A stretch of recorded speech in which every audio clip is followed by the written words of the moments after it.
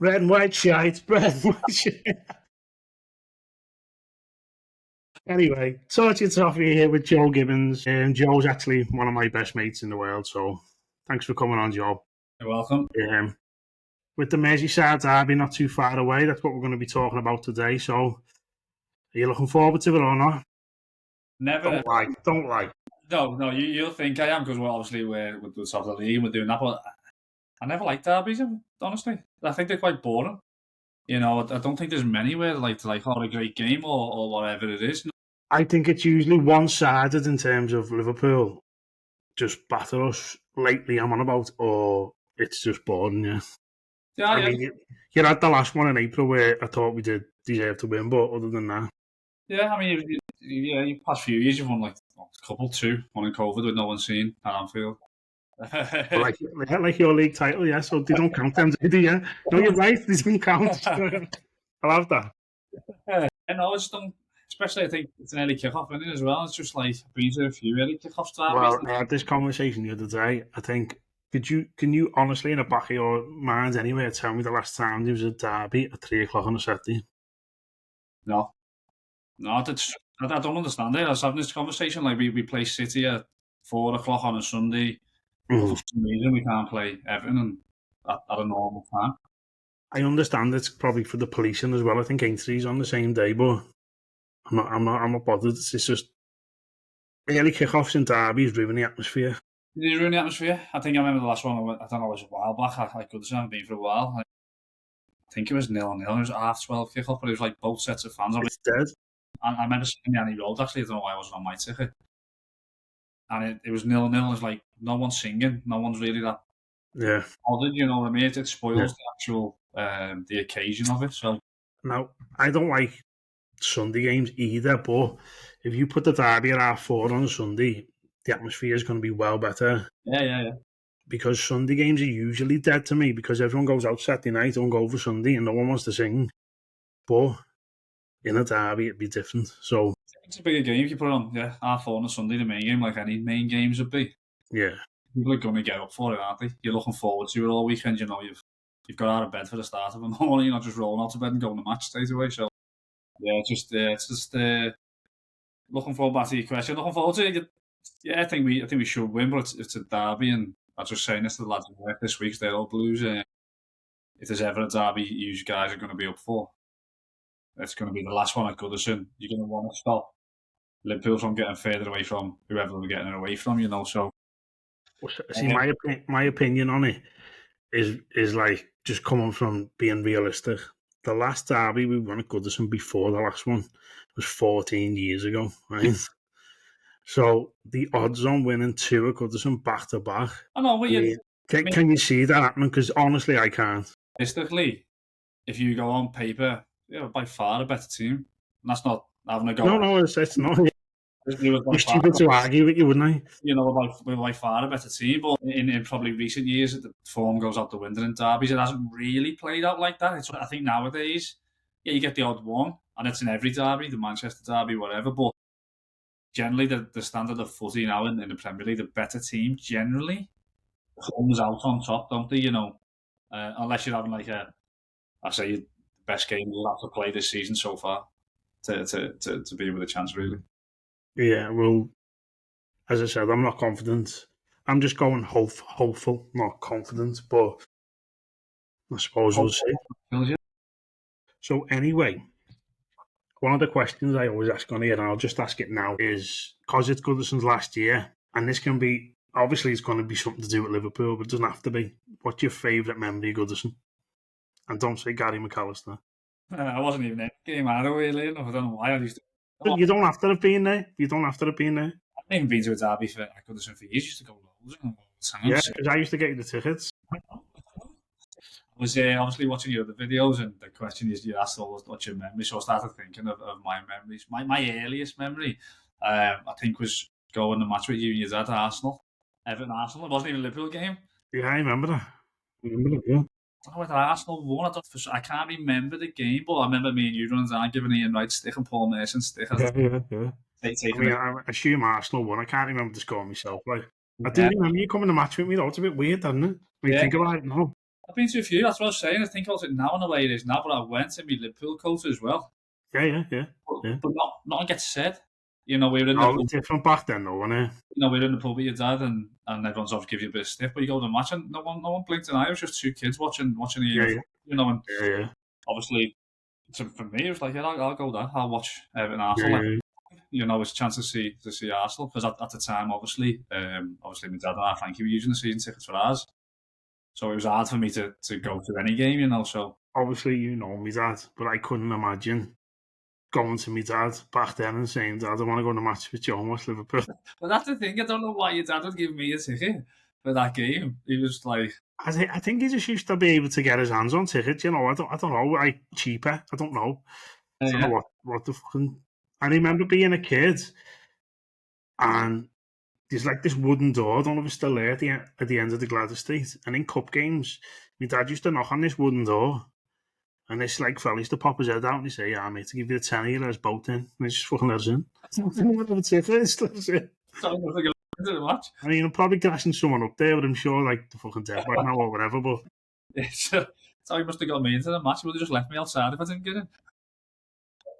In the Winslow, at 8-year-old, the Liverpool coat on. And weird, it was different back then. You used to see loads of like fans sitting with each other in the derby, reds and blues. Like if Liverpool had scored in the derby, you'd see like little pockets of them jumping up. And same in the Cup, if Everton scored, you'd see. And you don't see that at all now, do you? One of the reasons I've stopped going as I've got older, because I used to obviously get tickets a lot in the Everton end, in the Gladys Street, top balcony, the lower Bullens. But then it got to a point then where it was like, it became like angry if Liverpool scored. I'm sure it did at Anfield as well, you know what I mean? Where I jumped up in the top balcony, and I'm not going to say, I don't think it'd be a little bit like banter, but sit down or something, yeah.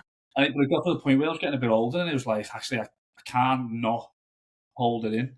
Yeah, you got it. Yeah, it's hard not to, you know what I mean? Even though I said derbies are boring, but when you score, it's like... Oh, especially if it's like, say it's 0-0 for like 70, 80 minutes and you score, how do you know?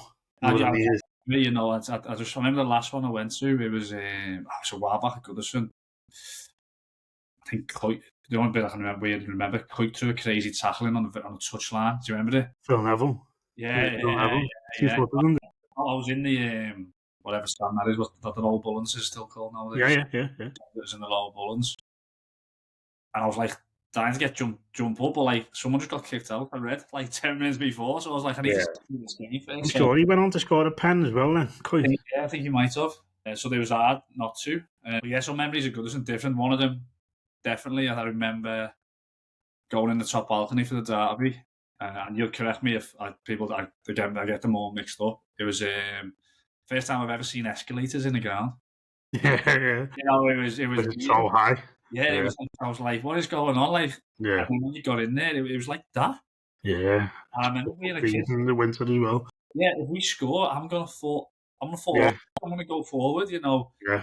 It was that steep. And I think the game was. I might be totally wrong here, but I think it was a night game. I might be getting some mixed up. And did you go with your dad? Because I remember you going to a derby with your dad, but Everton won the game 2-0, and you kind of got off a little bit early, I think. This game was. Do you remember when whoever our keeper was at the time kicked the ball, and it was a Don Hutchinson? I thought it was kind of. Yeah, it was 0-0. It was 0-0. And it was Hutchinson in the back, and it went in, and the ref just blew up. He blew up. Yeah. He shit himself. Yeah, it was Westerveld that, you know. Westerveld, yeah. And then he had the fight with Fanny Jeffers. The lads were telling me in work. That was at Anfield, yeah, when Kevin Campbell scored. Your old boss, Kevin Campbell. Let's talk about that, actually. What was the name of the club? I always forget.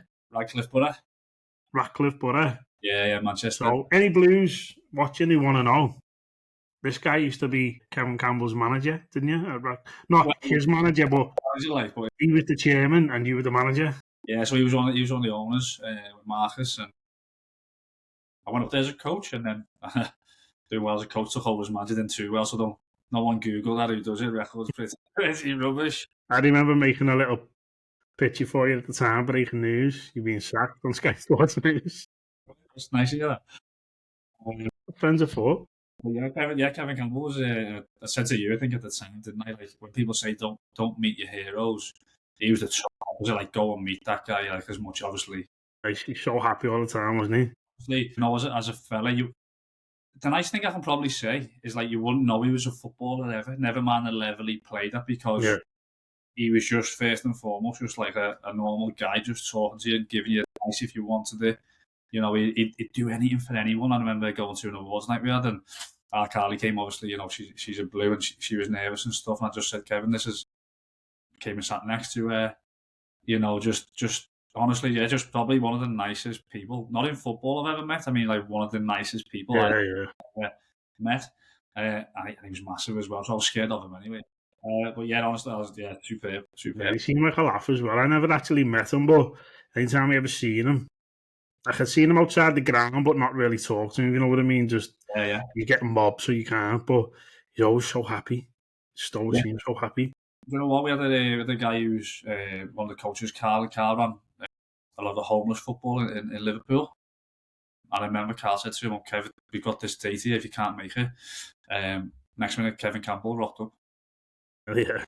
Didn't have to text him again, just rocked up. He remembered it. You know, stuff like that. Yeah. I know you can't always do that. You know, people are busy. Of course, yeah.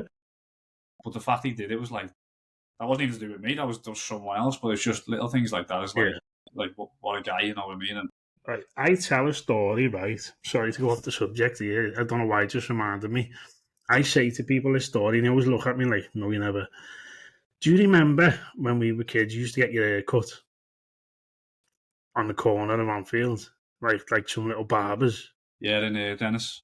And now and again, they'd be like, Fowler would be in there, or McManaman, whatever. Yeah. Do you remember that one day Aston Villa were like in town because you were playing them the next day or something, and we walked in on the Liverpool tour with them, and we weren't supposed to be there? Do you remember that?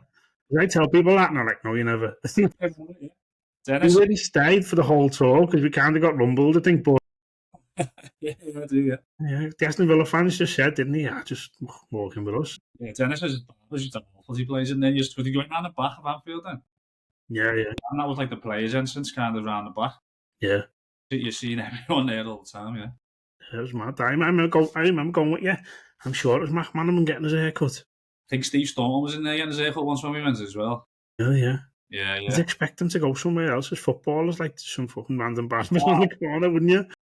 And now it will be playing what? But Dennis only give you the short back and side or the skinhead as well. He wouldn't give you anything else.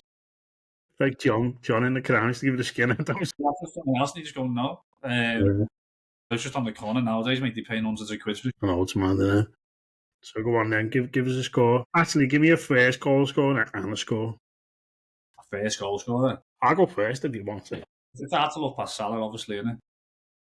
I'll talk to you about Salah. Adam, especially after the night missing a penny, always does come back stronger. So it's hard to go past Salah. Score-wise, if I'm being like kind of realistic in my head, I'll probably go it should be like 2-0, 3-1 to Liverpool. But then being a derby, probably 0-0. Right, so even though I've said this before, even though I don't genuinely feel it, I always try to stay positive. So I'm going to go, just because I think your weakness is your fullbacks in terms of in the air. And Calvert-Lewin always seems to stand back post because he knows he's going to beat Robinson or Alexander-Arnold or whoever's going to play right or left back. I'm going to say he'll score first, and I'm going to say 1-0 Everton.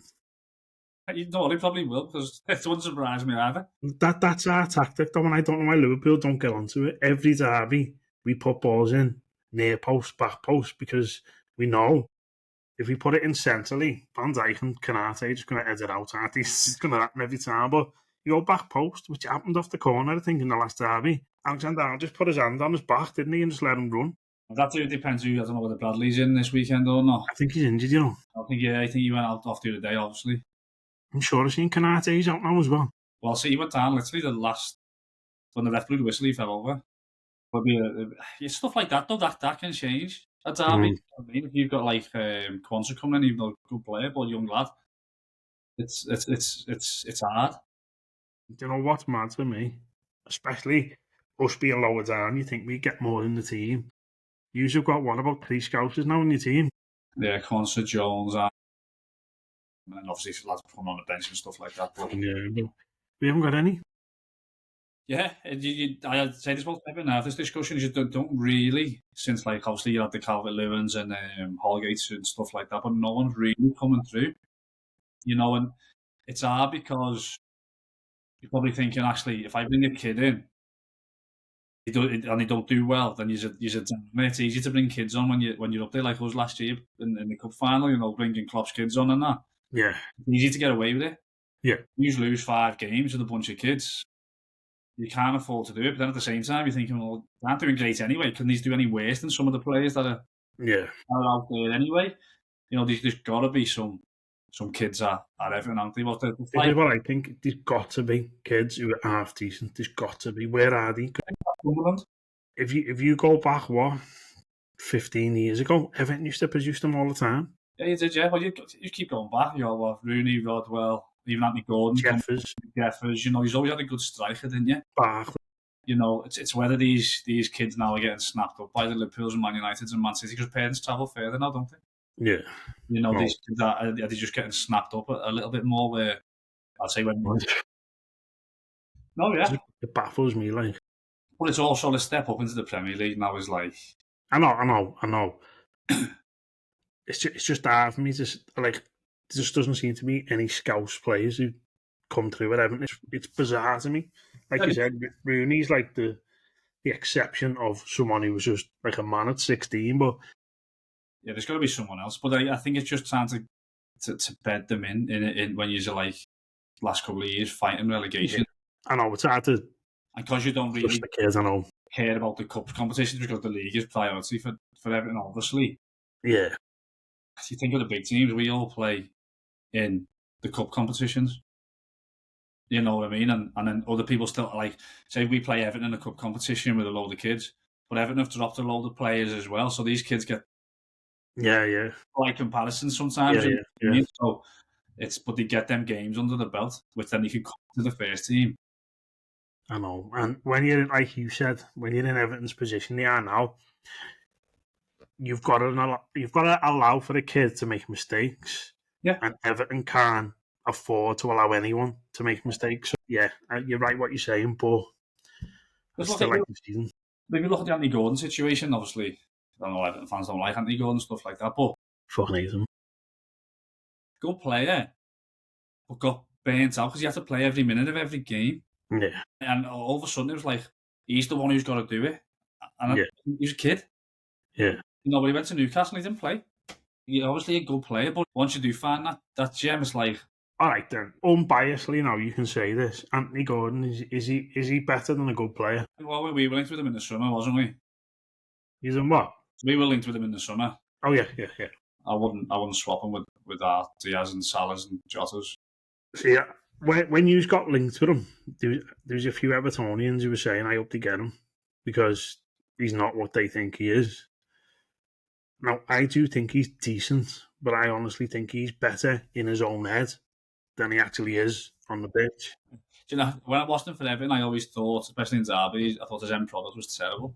Yeah. I thought he'd get the byline, do all that, but it got better for Newcastle. I think he is getting better. I do like him, but I wouldn't... I'd say when we were linked with him, like, well, we must be selling Diaz or someone then because I wouldn't swap him for that position he plays on. Chance. Yeah, so he's a good player. Obviously, what we say is a good player and a bad player is still an unbelievable player compared to anything we've ever witnessed. But I don't know. Compared to top players, I'd say no, he's not. But he's definitely a top 6 team player, if you know what I mean. I'm still not convinced of that either, mate. No? No. I would. You look at some of the... sounds like I'm being really horrible and bitter there, but I don't know. I'm just not seeing it. I mean, for the praise he gets, he should be getting, like, he's this wing forward. You couldn't even compare him to Mo Salah, could you? Oh, yeah, he's not the same. He's not even the same league as Salah, Jota. Gakpo coming on now. Gakpo's been quite in this. I don't think he's in the same league as them. But then I look at other teams and I think, would they get in their team? Like you're looking like Tottenham's and Chelsea's and Man United. I know they're not a top 16. Speaking of wingers and Salah, right?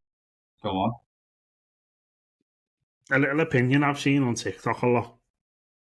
And some Liverpool fans proper argue it and some are saying, no, you're right. I see there's a fella on TikTok and he says Salah's a great goal scorer, but he's not a great player. And he's a Liverpool fan.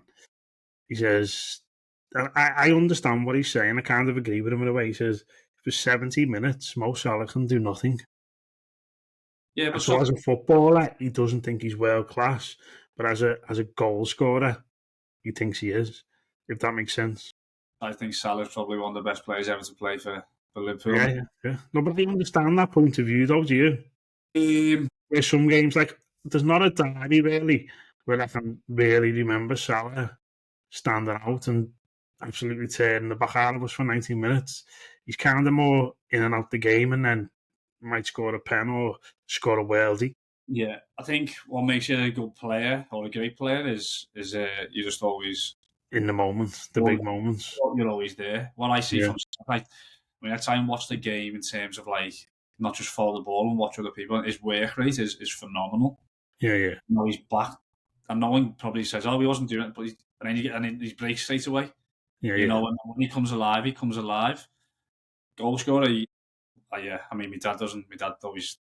Oh, he could score more. So could everyone. You know, you can't argue with his stats. I think his assist, he was top of his numbers. You look at his numbers, you can't argue with it at all. But yeah, no, I would say I'd argue with the guy who you're talking about. I'd say Salah is one of the greats. Yeah.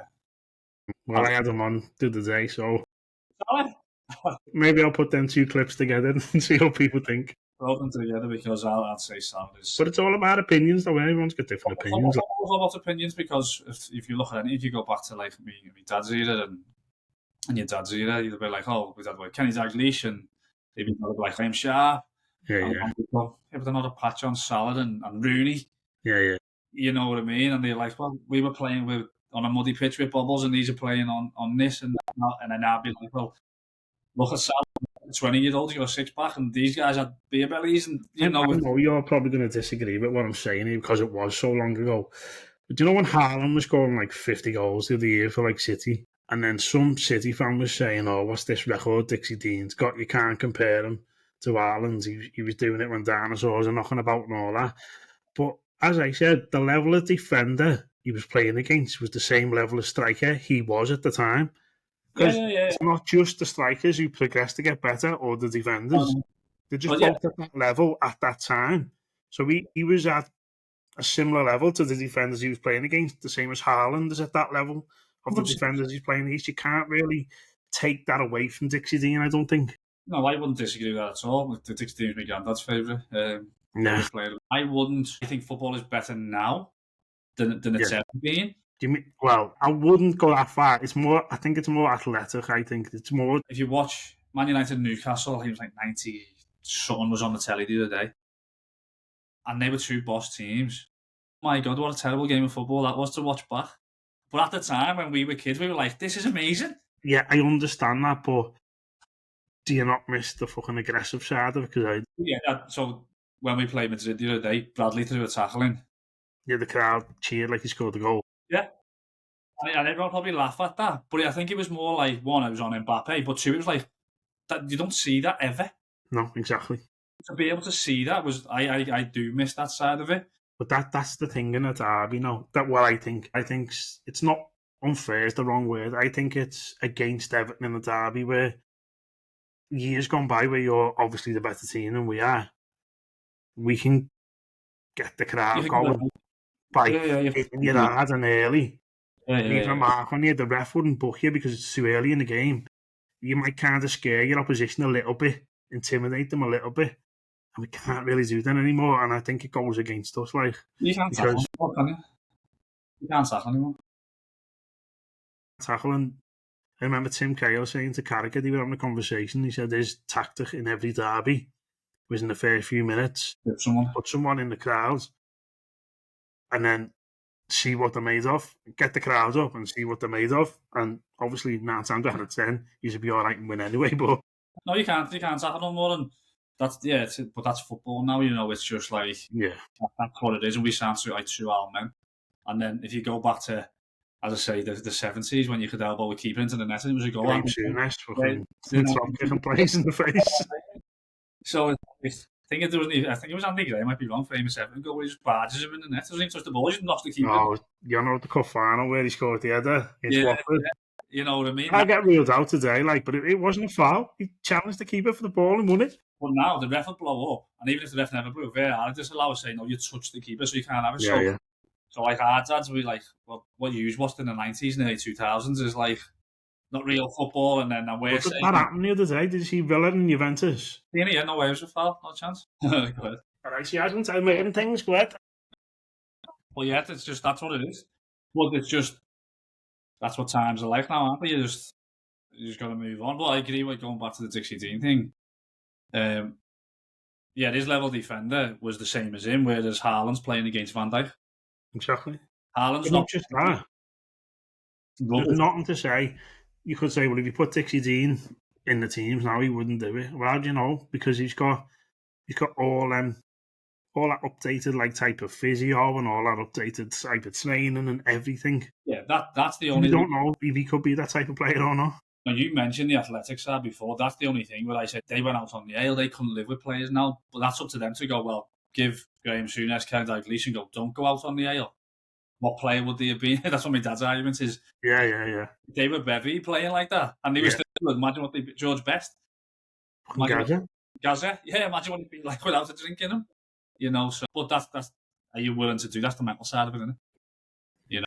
Have you ever seen Gaza saying he was out all night one night, didn't go to bed, and Everton were playing on the Saturday in the Cup, and he turns up at Goodison, he was starting, and he hadn't been to bed, and he's pissed. And he played, scored 2, got man of the match. There you go. And Walter Smith said to him after, how do you think you played? And he said, yeah, it was fucking great, man of the match, scored and all that. And he said, do you, yeah? He said, yeah. He said, well, you better get yourself to rehab tomorrow because no, you were pissed. He said, if you don't go, you're never playing for Everton again. I don't think he ever did. I don't think he ever did after that. Things have to get away with that now. It's mad, isn't it? But anyway, you're doing the Cash for Kids, so do you want to tell me a bit about that? Want to join in on it? In terms of the actual fucking, what you're going to do? I don't think so. I mean, I'll donate, but can you see this body being able to do what you do? I don't think so. Yeah, so we're doing a 24-hour workout. So every hour on the hour, we're going to do a different workout. To say we, Jennifer's doing it, and then is she? Yeah, Jennifer's doing it with me. Yeah, you've embarrassed me now, like. My neighbour Ella, she's jumping on the girls from the gym, and then all the other girls like Carly and stuff. We're going to jump on a few hours. You're all going to do it together. Yeah, so we've got there's 3 of us doing your gym in our gym. Yeah, and then my mum's jumping on for 4 hours. She's going to do 4 or 5 hours. Wow. Yeah, so it's also to raise money and donations, hopefully gifts for Cash for Kids. So obviously, people in Liverpool must know Cash for Kids. It's on the radio every year, you know. Yeah, of course it is. We went to the launch the other week, and it's stuff like when people say, "Oh, you're donating to the kids in Africa." I'm like, no, these are kids in Liverpool. Yeah. The kids around the country. There's kids in Newcastle. There's kids in London. There's kids in Manchester, and you wouldn't believe that these kids wake up to nothing. Do you know what, mate? Do you know when you say it, I hate hearing it. It's horrible. It is, yeah. It is. Especially when you see how spoiled your own kids are. You feel guilty even more, don't you? I mean, we said this today on a conversation with our Carly, and we're like, we worry about our kids and they've got 50 presents. Oh, should we got them 60 under the tree? You know, one's good enough, innit? Yeah. You know, and the girls are Cash for Kids, and there's only a few of them running this whole work they put in. So yeah, just asking people to donate any gifts they can. Doesn't have to be to our one. It can just drop offs and everywhere around the city. Just go on the Cash for Kids website. You do want brand new gifts, don't you? Good condition gifts. Unwrapped gifts, obviously, because they need to see. It doesn't matter what age range. You go from babies to teenagers. You know, don't just think it's like not teenagers getting stuff either. You know. But yeah, any unwrapped gifts. What date is it you're doing now? I'm doing that 12th of December, so 12th of the 12th, 24, do 12 different CrossFit WODs, and then another 12 different CrossFit WODs, and it's 24 hours, so... Yeah, it should be fun. Well, I've got a few things for you, yeah. Nice. And hopefully, through this, I can get you a few more. Yeah, do you know what, it's just spreading it, you know, obviously you've got... You never get one more, it's fine, it's fucking one more, isn't it? People don't have to bring tens and hundreds of gifts, if No, yeah. People brought one little dollar or something. Listen, something... that's worth a few pounds to you on Christmas morning might be worth fucking the world to a little kid who gets nothing. Doesn't matter, does it? You don't need to go out there buying PlayStations and VRs. It's like a doll. Yeah. That would make someone's day, you know. Car. Sorry, car. Any something to make up to off Father Christmas. So yeah, looking forward to it. So it's just that. So what time does it start then? Do you start it in the morning of that day? Yeah, so I'm going to start in the night of that day. No, I'm going to start in the morning because if I start in the night, I'll be awake effectively for 2 days. Yeah. I'm going to start at 8 o'clock on the 12th, 8 o'clock in the morning, and then we go right through till 8 o'clock on the 13th. I'll be bossed that way. Well, obviously, if anyone wants to come along, and as I say, What day is that? The 12th? Is it like? It's not a weekend. It's a Thursday. So obviously, I know people are going to struggle during the day with work and with school and stuff. But I was just thinking about it then, but I will be in work, like, so it's I can't just start busting push-ups out in work. Is what I mean? Well, it's just anything of people passing, no one drop in, jumping on a workout, get people moving. Just yeah. Or even dropping presents off. It's just getting people moving. You've got your own gym. Do you want to tell people what that's called then? Yeah, so Be a Go. I mean, I had it for years now. Obviously, the gym's obviously in the garage made of the gym now, but it's more like it's not what I do for a living. It's more I want to try and get people to move. You know, people who think, oh, I can't go to the gym and I can't do this because people will be looking at me like. What I've seen, like people like your Carly or like Jenny's brothers and not doing it, but your mum's fucking smashing it, isn't she? Right? She's a machine, you know. I say people watching or don't know me, but she's 67. Last year, 6 months ago, she was like, I can't do nothing. And she's lifting weights now and doing burpees to the floor, which doesn't sound massive because me and you can do that, but to a 67-year-old woman. Me and you can do it. Being polite. But no, what? It's the thing, like she's enjoying it, she's found something she enjoys, so I'm not like, I'll come to my gym. If you like walking, go for a walk. If you want to swim, go for a swim. Yeah. You know, like it's little stuff like even, why do I have to do this? Because you've got to walk up 100 flights of stairs in the match to get in that top balcony. The escalator's broken, you don't want to be out of breath. Yeah. You know what I mean? People do like underestimate what fitness can do as well, don't they? Because you got COVID a few years ago, didn't you? And I bet you that would have hurt you a lot more if you weren't as fit as you was. Yeah, when I got COVID, I was like, I couldn't breathe. I was thinking to myself, I can imagine people who are overweight or smoke because it was the lungs, you know, and I can imagine how bad it would have been because stuff like that hits your heart. Do you know what's mad, right? You're like the fittest person I know. Who got it, one of the hardest with the COVID. And not so much lately, but my dad, when he was younger, was dead fit. He used to go running all the time. You probably remember. And he got it dead hard, and he was in hospital with it. And I was thinking, fucking hell. So even when you're fit, that's how bad that was. Yeah, I had people saying to me, "See, you should have just been eating cakes and doing this." And it's bad, you know. And that's most people's reason. But yeah, it's like, I mean, I enjoy it. I like doing it. That's what I like to do. You know, people always say, "Why do you like doing it? Why do you do fitness so much?" Like, I enjoy it. Yeah. You know, like other people enjoy doing whatever. I enjoy it. So it's easy for me because I do enjoy it.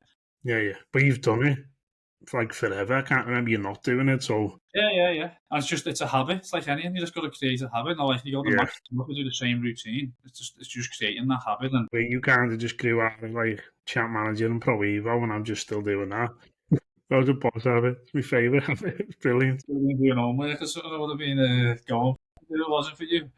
It was good though. You won the Champions League with Leeds, mate. That's what I remember. Kevin Campbell up front. Kevin Campbell up front as well. Another mention for him. Shearer and Campbell, you had up front. I did, yeah. What's he? Mad. Yeah, so Be a Go for people who want to find you. That's what it is, isn't it? Yeah, new to what do you want them to do? DM you on Instagram? Yeah, so if they want to drop a present off or jumping on a workout, I'm going to release the workout this week for everyone to the timings and like there's a little thing. But if they DM me on Instagram, I can obviously give them the information, the address and stuff like that. Or they just want any advice. They want just any advice. There's plenty of gyms in Liverpool. There's plenty of great trainers. Some are far better than me. You know, in their local areas. So don't be travelling around like get up and do stuff. You know what I mean? Yeah. And obviously at the same time, there's a few gyms who are going to help me out and do some of the workouts as well. So at their gym, so we can raise that awareness for the kids in the city. Yeah, okay, so a few more little questions and I'll let you go. Yeah, go on. The slot machine, slot. What are you thinking? Do you know what? It's obviously early, but I'm not going to get carried away. I mean, I think I said to me dad yesterday, it's the best start of any Liverpool manager in history, which is crazy. And it's like, do you think that the hard thing against him is always going to be, but he inherited Klopp's team? Do you know what? I think it's a good thing. I think it's like I don't know. People might take an opinion on this. It's like history kind of literally repeating itself. Do you mean with Paisley and Shankly? So you had Shankly, who literally built a club and was the eccentric type, and he was a man of people, and he was all that. And Paisley came in, he was quiet, but he won far more stuff. He was more like a gentle tactician. And I see it like that. Klopp's job, like when Klopp came in, we were poor. You know what I mean? We were rubbish. And he built a stadium, but obviously with the owners and stuff as well. He built training ground. He built a team. Yeah. Klopp could have left the start at like the end of the season before he left because we were terrible. But he actually gave it a year and said, "I'm going to build a team here." And it wasn't great, but he's like, "There you go, I've handed you something. Build on that." And I don't think that's anything to do with a negative against Slot. I think every club should work in that way. You know, and this is not a dig at like the likes of Man U, but Ferguson built them up, but they were on the way down and he left. Oh, of course, all the players were aging. Yes. I always say, listen, I'm not saying David Moyes would have got Man U successful. I don't think he would have, but he got set up there big time, I think. And I don't think that's what I don't think Slot's been set up. I think they've been like, there you go, there's half a good, decent team there. Obviously, I didn't envisage him doing as well as what we're doing this year, but at the same time, you've got to have that bit of luck in terms of City aren't doing great. And anytime City aren't doing great, someone's just got your chance. Yeah, of course. That's your chance. I honestly think if you beat City Sunday, it's over. I know you don't want to think like that as a Liverpool fan because you've got to have that element of doubt. Got to be on guard, but from the outside looking in, it's over, you know. Oh, yeah. And from January, win about 20 games and all. Yeah. Yeah, on the 7th of December, I think that starts, me. You know, it could do, though, that could be an incentive. But then the flip side, if City beats us, it's only 5 points. Yeah. Which is nothing. Yeah. Which allows Arsenal back in at the same time if they win, doesn't it? It's absolutely nothing, you know. So, yeah, it's good. Ross start. I like Slot. It's different. You know, it's different in the ground in terms of, as fans, we're all still like, close them down, do this, do that. That's the Klopp way of playing. You've got to go, actually, plays this way now. Yeah. That's what we do. Yeah. That's what I think might do well in the derby, the way Klopp plays is quite like controlled and measured. I can't imagine us all being like crazy up for it, like it's a derby. You just see. I think the main thing what let you down in the last derby, which won't happen this time because of the early kickoff, was the atmosphere was quite intense and quite aggressive, and like some of your players. Is it Soberslide? Is that how you say his name? He absolutely shit himself. You get caught up in the moment. You have to get too aggressive and you get caught up, or you go, I can't handle this, you know. Yeah. But I think now the team is more the way we've been playing this season. It's just just control. Just do your game. If you win, you win. If Everton are a better team and they deserve to win, like got beat by Forest. Forest deserve to win. You know, it is. You're going to get that, aren't you, now and again? Of course, that. So, yeah. Go on then. Talking about Everton, are we staying up or not? Yeah, 100%. I'm always. Why? What makes you so confident in that?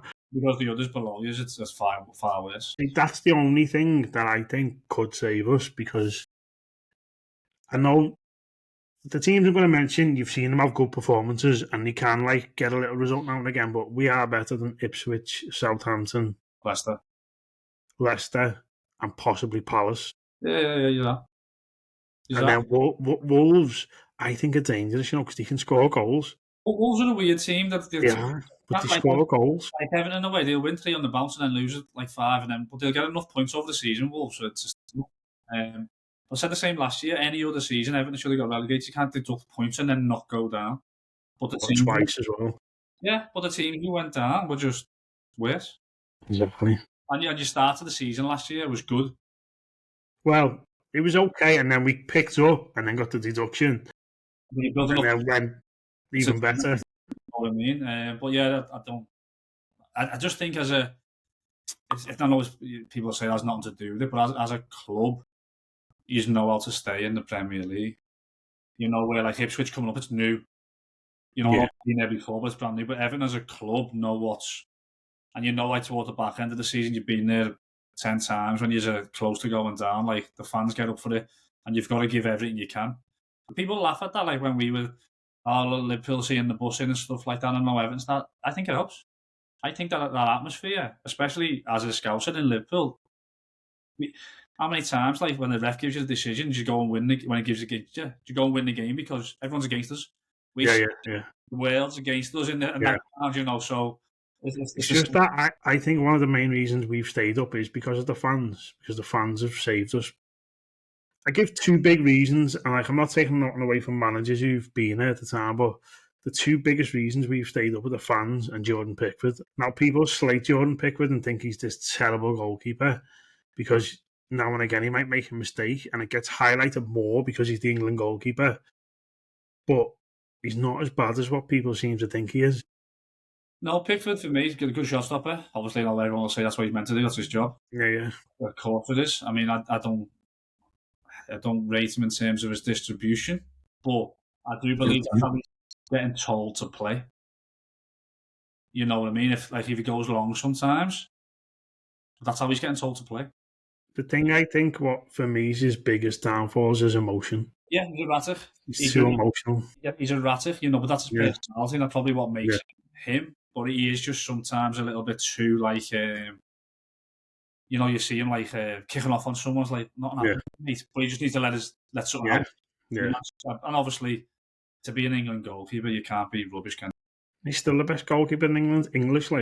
You can't be rubbish if you're playing for England. I know we'll say, oh, so and so's rubbish, but they're not actually, are they? Let's face it. Yeah. You know what I mean? So, you just stay up anyway. I hope so. So do you want to leave that there then? Because it is 6 o'clock now. Yeah, I'm going to go on train. Yeah, that's something to do. So, it's been a good chat, actually. I'm going to go and pray. That's what I'm going to do. I've got 8 days to pray. I've even got my cross out. Just hopefully it'll do something for me. You're a win this weekend. Man U? Yeah. I hope you're right, mate, but I can't see it. I think it'd be a good big scalp, if you know what I mean, as well. It's beatable, but it's still Man U. It's his first game at home in the league. Yeah, but I don't know whether all that works anymore because they're still pretty poor, aren't they? We've got Ashley Young right back though, so. Oh, yeah, he's 47. That's my biggest fear in the derby before we go, by the way. Diaz against Ashley Young. That's my biggest fear. That's what you'd do, wouldn't you? Obviously, that's what you'd play on, wouldn't you? Well, if that's not your tactic, I'll be surprised because he's a walking red card. Because you make a stupid tackle if Diaz goes past him, and Diaz will go past him multiple times. I hope so. To stop him, you have to double up. Yeah, it should be aggression and work rate. That's all Everton need. Like Forest did. Forest just literally ran themselves into the game. But I don't think we're fit enough to do it for 90 minutes, and that's the problem. Yeah, that's the problem, innit? Need to get down, Mike. But we'll see. So, anyway, yeah, Everton are going to win, and you're going to lose the league, Goodison Park, and all that. So, yeah. Thanks for coming on, and yeah, no, I enjoyed it, mate. It was good, that. Thank you. Good luck with your Cash for Kids, and I would do it with you if I could. Sure you would, mate. Sure you would. But I've got a few donations for you, so all right then. See you later then, mate.